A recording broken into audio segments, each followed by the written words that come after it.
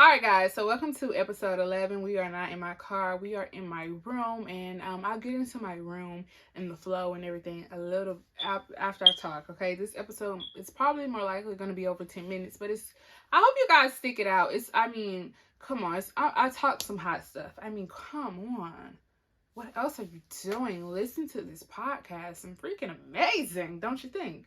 Okay, so this podcast is about love lost. I'm talking about with your partner, like your man or your woman. In my case, my man's okay. But honestly, it could also just be like relationships and how sometimes it just doesn't work. But we're specifically talking about romances here, the movie wise. But it all ties together. Okay. Okay. So I wrote a list. Okay, I just filmed this actually. So I'm trying to make sure I'm not looking at that's the flash. I need to look at the camera. So okay, so I just filmed like 14 minutes, right? And I didn't like it in the cinematic mode. For some reason you can't adjust like my tone. So anyway, we're gonna start over, start fresh. Let's get into it. So I have recently watched some movies, some new, some old. So we have The Best of Me, a rewatch, Pet Persuasion, a rewatch, and the new movies are Past Lives and Becoming Jane. And I wanted to rewatch The Notebook as well, but it's only on Hulu, and I don't have Hulu at the moment. So I do have memory of The Notebook, so I will mention that. I will talk about Persuasion in The Notebook, but for right now, we're going to talk about The Best of Me, Past Lives, and Becoming Jane, just because I feel like those three have more along the same type of ending, and Persuasion and The Notebook have more of the same type of ending. So let's just get into it. I will be talking about basically, I'm not going to go to every detail, but there are spoilers. So if you have not watched these movies and you want to watch these movies, I would click out because I am going to, say some specific details to these movies. Me personally, I don't really care. Even if I Google, because I like to Google up the ending to know, like, okay. But I still, want to watch the movie because it doesn't take away from me. Because I still don't know exactly how it ends. You know what I mean? So for me, I don't care about spoilers. They're fine. I'm still going to watch the movie. But for some people, they do care about that. So just letting you know now. All of these movies, in my opinion, are classics. They were, for me, amazing. Ballpark knockout. Absolutely love it. And Persuasion is not what I expected in the form of, she talks a lot in that movie, like narrative. I still love it. I seen a few things. Okay. I just got to mention because I had just recently seen, saying it was, one of the worst movies. It was in reference to Becoming Jane. And I'm just like, I could see in the sense of the old setting of it all, but and they have some similarities, but I still feel like they're different, and they're both amazing. So all these movies are highly recommended personally by me. All right, so let's get into the top three. Well, not the top three, but the three, and then the first group, which is The Best of Me, Past Lives, and Becoming Jane. So The Best of Me, Amanda and Dawson, they have this beautiful relationship. Eventually they get together. Dawson goes to jail. Dawson pushes Amanda away. Amanda marries. She has 2 kids, but her daughter passed away. So her and her husband started to drink, and they drifted apart. Amanda stopped drinking. He continued to drink. And most drunks are mean. Well, some of them are mean. Some of them are nice. He was I wouldn't even say he was mean. He just was nasty towards her. And I have noticed that sometimes, or most times, that people, when they have a death, especially their child, especially if they are small, it kind of, I mean, it almost always breaks up the relationship because somewhere somebody blames somebody. Like, so it's just wow. It's so crazy how things happen that can really transform a relationship. But so Amanda's not doing so hot with her husband, and she and Dawson eventually come back together. I think his name is Tuck. He took in Dawson, and he had passed away, and they rekindled some things, and they were actually getting ready to kind of reunite. But Dawson got murdered by his dad, who I wish Dawson was man enough to kill. So, because his dad's one of them type of dads, like, if you come back to this city, I am coming for you. He mainly came for Dawson because Dawson came and got his best friend who passed away, son, out of that environment. And his dad was just like, last time, Dawson, I didn't get you last time. This time, oh yeah, I'm getting you. And he did, and he died. And through the midst of it all, when Amanda and Dawson did rekindle and come back together, one thing they both said is Amanda was like, how could I ever stop loving you when I never stopped loving you? And for Dawson, he was like, I can truly say, like, I know what it's like to really love and be in love with a person. And like, I've never felt that with anyone else. And I truly, solely believe, people be like, oh, so do you believe in soulmates? And do you believe in people having multiple soulmates? I'm going to answer that question right now. Soulmates, okay. I truly believe that you can have a soulmate. I don't believe you can have more than one soulmate at one time.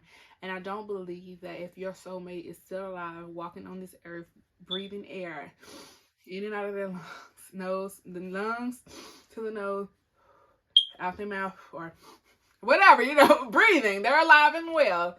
If that person was your soulmate, you guys both believe that you're each other's soulmate. If y'all are not together and y'all still alive, I truly believe you're not going to find your next soulmate until one of you passes away. And I don't care. Dawson and that's my opinion. Amanda and Dawson both were madly in love with each other. Life happened, things happened, choices were made, and ultimately that love and passion, even after so long, 20 or 21 years of being separated, when they came back, it was just like it never left. You do not get that from just know anybody. Truly, you really, really don't. And so they were special, right? They never found anyone else close to what they had. They never found that again. Both of them were still alive. Just saying. And they never found that again. Dawson passed away in the movie. So I do believe now Amanda will find someone. But at the same time, it still won't be him. But I feel like she can get very, very close to him, It's just like that saying, like, I love the person I'm with. We'll get into it. That's me jumping ahead. So, like, yeah. And they because Dawson chose to push Amanda away, and Amanda decided to move on, and they both decided to just go their ways. They were never really fulfilled and happy in their lives. Things like her children, of course, she's proud of, but like she even said, she wished that he was there, and she could tell him that. But I get it. You can't fight in a relationship alone. And with all that love and all that passion, it still takes two to tango. And they just never got to really be. So moving on. Past lives. Oh, I cry with all these movies. Baby, I'm talking about tears. All right, so let's jump into the past lives. And and I pray I'm saying their names right. Nora and Haesung, so they are Korean. Okay, so Nora lives in Korea, but she moved away, and Nora and Haesung were best friends. But obviously, like I said, she moved to New York. And so he stayed in Korea, she stayed in New York. They finally met each other after 12 years. And she pulled away because she was starting to, they were both developing feelings. Although they liked each other a lot, obviously. But he, um, I feel like a bit more. But he also didn't fight. He didn't like put his foot down. He was just like very passive and went with whatever she had said, right? So she was the aggressor here. And she was just like, okay, this ain't gonna work. I don't want to do the whole long distance. And she ended up getting married, and he was single. He had a girlfriend, whatever. It didn't work, whatever. He finally comes to New York. He's single now, right? That thing he had, it wasn't working, right? And she's still married, right? And so her husband, of course, has a little bit like jealousy because he can sense like the vibes, right? And you really have to watch the movie. But when I tell you, like, what? I was hoping first of all, I didn't expect her to be married, Nora. Didn't expect her to stay with her husband either. I was like, bye, Ninja, bye. Get out of here. These two are meant to be. But if you could tell that the movie ends where Nora and Haesung, I hope I'm saying it right. I'm sorry, my apologies if I'm saying it incorrectly. But yeah, Nora and Haesung say their goodbyes. He gets in the taxi cab and she goes back to her husband. He feels a sense of peace, I feel like, and like closure, and like, okay, I need to move on. So they meet 12 years, and then they have another big gap. I think another 20 years before they see each other again. And so, yeah, I feel like now he just feels like, you know what? I can move on. She's, moved on. Now I can move on. And she goes crying into her husband's arms. And it's just another one of those things where, like, life happened, and she wanted to be in New York, and he wanted to be in Korea. And it's like, there is no, she's married, so there is nothing else, and she loves her husband. But the fact that she cried when that man left and got in that taxi cab, there's something there that wasn't fulfilled. And to see how much pain he was in, like, you could just see. They just, it's just like you meet somebody and y'all just click. And for whatever reason, the relationship just doesn't work. For whatever reason, it does not happen. But they go their separate ways.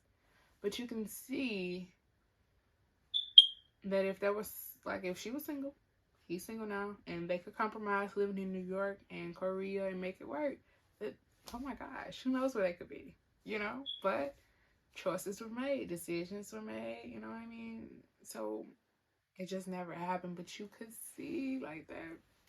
Like, why? I was so pissed. But I also was happy that he finally was able to move on. And I feel like she's just like wondering, like, what if? But she's just like, I can't think like that. Like, I'm married now and stuff like that. So she's just like, and I just feel like both of them now can just like really move on and just accept it for what it is and what it will not ever be. But who knows? What if past lives come back and they're old now and then they finally get together? I don't know. But yeah. And last but not least, Becoming Jane. Now, I just watched this one yesterday, and I wasn't expecting to love it so much, right? So, arrogant boy, right? He's a boy at that time. He wasn't a man, right? He was a boy. He comes to the small town. He meets Jane. They have that banter, but it goes. Like, I love it. She's like, so you finna leave me, right? Like, you gonna leave me for some money from your uncle? And she was hurt. She went back. He stayed. They were miserable. Absolutely miserable. And he couldn't take it. You know, they both got engaged to other people. And he came back. He was like, I can't live like this. I can't live in pain. I can't live without you. Like, there is no life without you. I am miserable. And what life is that?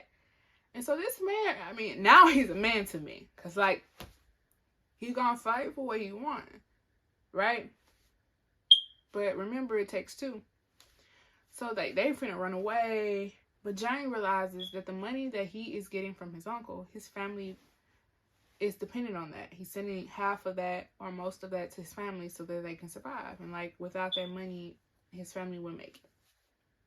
And Jane was just like, I can't be the cause of you and your family falling out, etc. And he was just like, we can make it. Like, we're gonna make it, right? And Jane was like, no, I just can't. I can't. And she walked away. But TJ ain't walking away from her man. Okay? It couldn't be me. We'll figure out how to feed your family, but there's just like, there's just no way. Okay? I'm fighting for my man. What? Stop it. Let's stop it. Okay? Because I feel like she was still going to write her books. But, yeah, I feel like she was still going to write her books. They might be different, though, had she did go along with him. I don't know. But, like, so they separated. They went their ways. He did end up, I guess, marrying the woman he was engaged to and had a beautiful daughter. Jane never married or had children, but at the end of the movie, they came together, and his daughter was talking, and when he said, "Stop it, Jane," I gotta Google his name. What's his name? So his name is Tom. Tom and Jane. Jane and Tom. Okay. So, like I said, in the end, they come together, and Tom's daughter wants Jane to read her book, but she's very private. But when Tom said, "Stop it, Jane," they looked at each other, and she was like, "I'll read it." And so she read it, and that's how it ended. Both of them still alive. By the way, past lives, both of them were still alive. But did you see how and yeah, they made peace, but I guarantee if there even is an ounce of can we, and they both line up, they're gonna they're gonna get together, period. Okay? Now, all right, becoming Jane. So as the movie ends, Tom has his, I think it's on the left hand, I don't know. His ring on, his wedding ring on, and Jane doesn't have a ring. And she does, And so the movie ended. But what I took away was Jane never found anyone else who she wanted to marry. And Tom heart was always with Jane. But he had to move on because they were in two different places. And so, she became the author and he became this lawyer. But I still believe that the love that they wanted to experience together, that they never got to experience because life happened. Choices were made. And that's just how the cookie crumbles. But in The Best of Me, Past Lives, and Becoming Jane, if you haven't noticed the theme, they all lived in some type of, in my opinion, misery, vain, unhappiness. Like, they didn't have full completeness because they really weren't with the people that their heart truly desired. They all came together and separated. And if they came together again, they separated. At the end of the day, they never were able to just be. So it's just kind of like they had made choices. And, you know, decisions were made. If decision choices, you got a decision made, you got a choice to make. It's all the same. But like, life happened, decisions were made, and I still believe that they were still unfulfilled because, like, again, their heart was not fully completed because the person to actually complete that was somewhere else with someone else. And I really feel like they didn't have true happiness when it came to being in a loving, healthy relationship. And also to note, it takes two in a relationship. And so in all three of those movies, with all that passion, with all that love that they had, only one person ended up fighting, and the other person ended up like letting go. And they just never got together. It takes two. Nobody can do it alone. So all that love and passion alone isn't enough to make a successful, healthy, loving relationship. It must take two people with that same fight of healthiness, not toxicness, of healthiness to make it happen. Because if you're just waiting on one person and the other person's tapped out, it's not going to work. So those were really gut-wrenching to me. Oh, I was so devastated. I watch movies to, some people say delusion. Some people say to get away. I watch movies to escape. And I would love a happy ending in especially every romance movie. But that is not reality for everyone. And in most times, you see a lot of people with all that passion and all that love, like I just said in these three movies. But because somebody keeps fighting and the other person's tapped out, they don't ever really get to be. And I guarantee every person like that is like the one that got away. And they're still alive and well.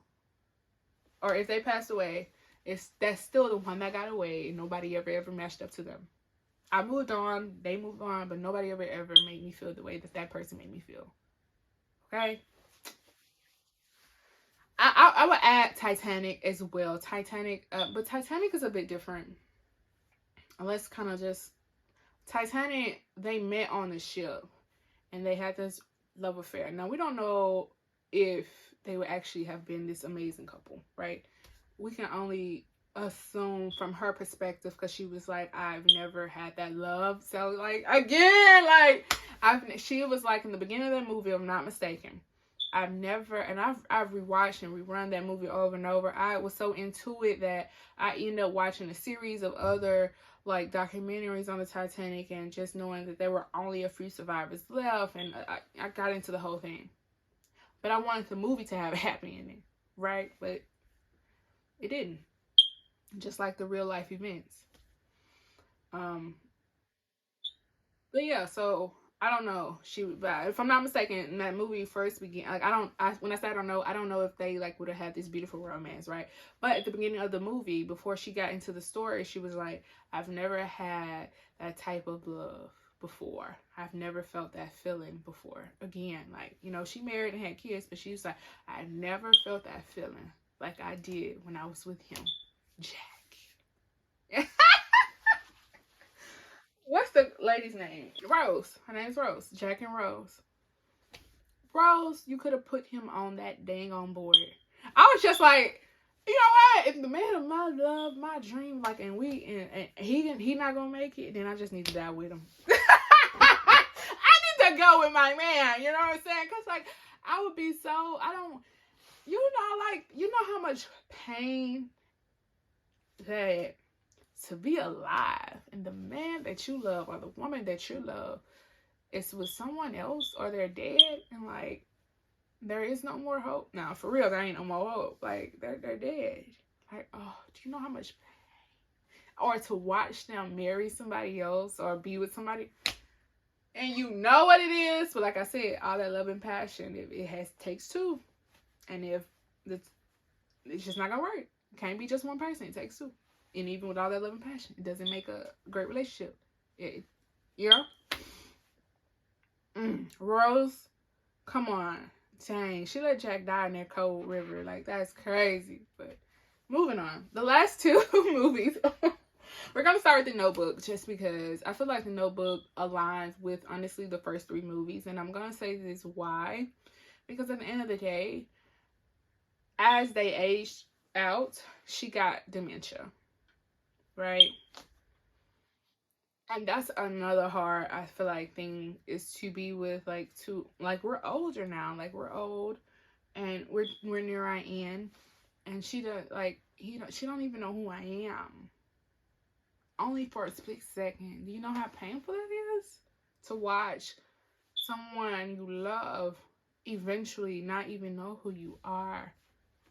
And I get it. I know people are like, well, they're still alive. Da, da, da. Yeah, but they're not. They are not. They're alive in the body, but their mind is gone. That is so painful. And so The Notebook, yeah, she ended up, I haven't really watched it in a long time, so if I'm wrong, sorry, but if I'm not mistaken, they got together.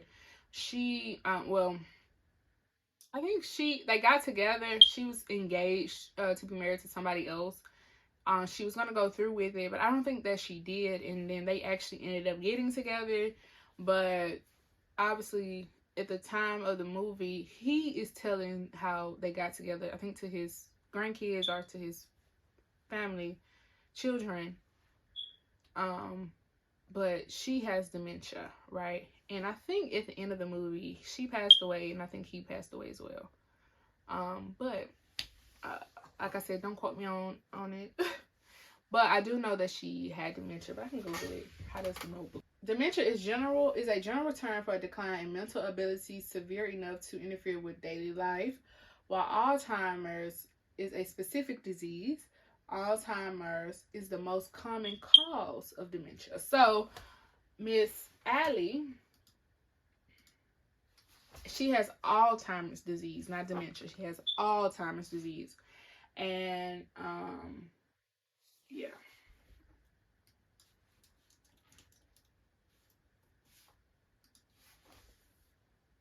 And they both passed away together, holding hands, as they wanted to. Ain't that crazy?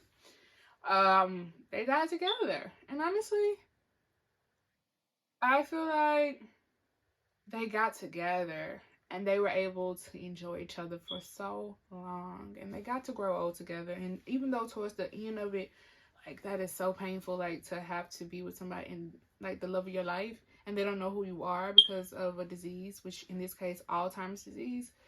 But at the end of the day, they got to leave together, holding hands, and it's beautiful because they actually got to be, right? And that's just, for me, amazing.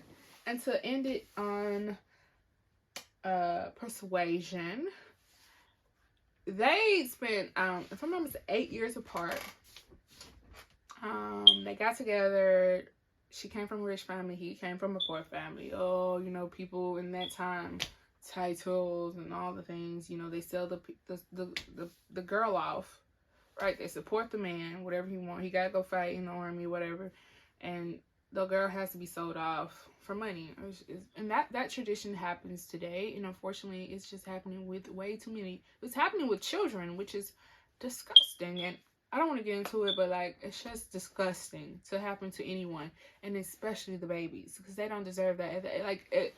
Why have them? Why would you have a child just to make them feel like they're this big burden, and just to shove them off to be married to a grown man, and they're children? That is so crazy to me. That makes absolutely no sense. Okay. But in this case, they were both adults here, right? consensual. But she had a rich family and he was poor, so it didn't work. They spent 8 years apart. They finally come back together. Their plan is tit for tat. Nobody's really speaking up. They go through the whole thing, jealousy. It's the whole thing. But at the end of the movie, they just finally get to be happy, and nobody else know. Obviously he's successful now. He's rich. He's done well, and she's been heartbroken, and they both been heartbroken and not really able to move on from each other. And so to see that they finally got together and got married, and now that they're happy, it filled my heart with joy, because it could have been the other way around, where it just never happened, right? So I just feel like you're either gonna be like the first three movies, or you're gonna be like the other two movies. So group one, 1, 2, 3. Group 2, 1, 2. Group 1, The Best of Me, Past Lives, and Becoming Jane. Or you're gonna be like group 2, The Notebook and Persuasion. Group 1, all that passion, all that love, I gotta keep saying it, and somebody stopped fighting and the relationship ended, but the heart did die in vain, in my opinion, because the person that you really, really want to be with, you couldn't figure out a way to put whatever the differences aside to make it actually happen. And so you both do move on with your lives, but you're still very much in pain, because you know that only if we both kept going, we could have been so much happier in this life, and really would have had that love that we've always wanted and desired for more than just a short period of time. Or you could be in group 2, where, yeah, we went through all this trial and tribulation, it's a whole thing, but we finally got to be together and really, really enjoy each other and grow with each other, right? And so I definitely want to be with group 2. I don't want to be in group 1, but I feel like I'm in group 1 right now. I feel like my heart has been ripped out of my chest. Okay. I was just like, what if I didn't press record? I'm gonna be pissed, but I'm gonna have to say it all over again. So yeah, my heart, I feel like, has been ripped out of my chest. I feel like I have suffered so much pain lately when it comes to love, and whether that's family, friends, someone I was interested in, all that. It's been a lot. Like, God, my heart, you know. Um, don't take people for granted. Don't be childish about the situation. Don't just quit and give up. But also don't stay in a situation that doesn't serve you purpose in a healthy way. And just remember that every relationship goes through turmoil and all the things. But if you're strong enough and it's really meant, and you both really continue to fight together in a healthy way, then it will work out. Or you will be in pain, but you'll move on, and you'll move on, and you'll move on. But you'll always be like, I wish we could have worked. And that's just something you'll have to live with, right? Okay, until officially in this video, I'm going to try my best to blur out this entire background. I don't like it. My room is not messy, but it is very congested, so it's not properly organized in the way that I would have liked it to be organized. Why? This is not my home. I do not have the authority to customize this room to my liking, and that's it. I would say the money aspect, financially, I feel like I would need about $2,000 to do the room, but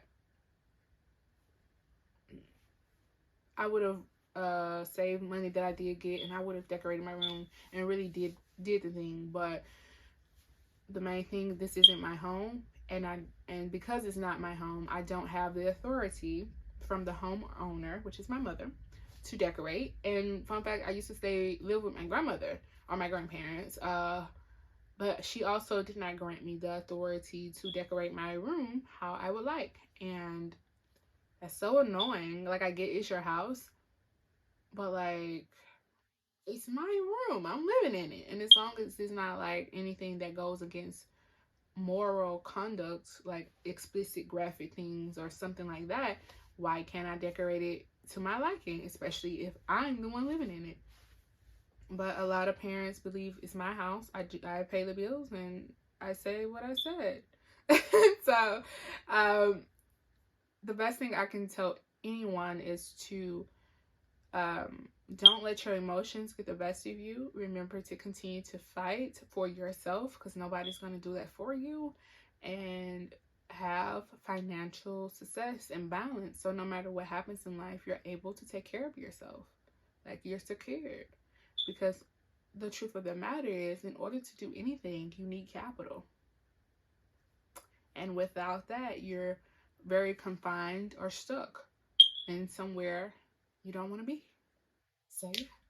This video is a long one, but again, I hope you guys have enjoyed it. I have truly enjoyed making it for you guys. Now I'm gonna eat me some Cheeto Puffs, drink me some water, and that's it. I'll see you guys in my next video next week. This has been 10 Minutes or Less podcast, but obviously this is way over 10 minutes. But it's the love edition. Oh, and last but not least, no matter what relationship you're in, whether that's a family dynamic, children dynamic, friends dynamic, husband, wife, girlfriend, boyfriend dynamic, there are core things, which is love, loyalty, communication, that you need throughout each one of those. You need love there, you need loyalty there, and you need healthy communication there. Oh, and compromise. You need all those things regardless of what type of relationship it is. Without the fundamentals of it, the structure, like without them being strong and solid, they will break and fall apart. So yeah, and remember, it takes two to tango. It takes two to have a great relationship. You can't have a great relationship alone unless it's with yourself. And everything you do in this life is not going to be with yourself. You have to interact with other people and all the things. So it's just a process, and everybody's journey is different. But don't take life and people for granted. You don't always get a second chance or opportunity, and you don't want to live your life in vain. Yes, you move on and all the things, but you don't want to have that emptiness that still, remains. And unfortunately, so many people do. So I hope I made sense. I hope you guys enjoyed it and learned a lot. And I'll see you guys again officially for the 100th time next week. Mwah. Bye.